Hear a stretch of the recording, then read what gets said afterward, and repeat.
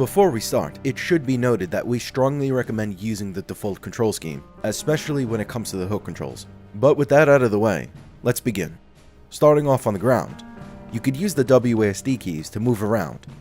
By pressing Q, you can dodge roll forward to quickly get some distance and get behind cover. To jump, press the E key to perform a light jump, or hold down the E key to perform a sustained jump, allowing you to jump even higher.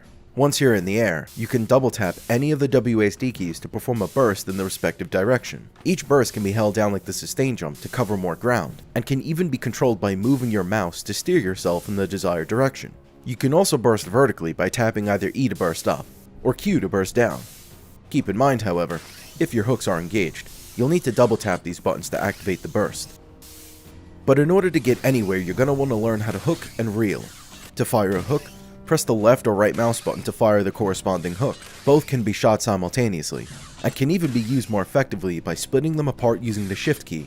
Once held down, you'll see your cursor will change to indicate the placement of your hooks.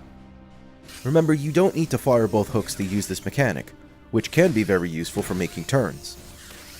In order to reel in, fire a hook and hold down the spacebar. You'll reel directly into one hook, or into the center if both of your hooks are engaged.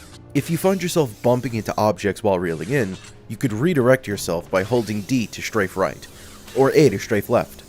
You could also redirect vertically by holding Q to move downwards, or E to move upwards, useful for getting on top of buildings. Finally, you could reel your cables out by holding down Control, useful for descending, or generating more slack in your cables when swinging. And that's all the controls you'll need to know in order to move around.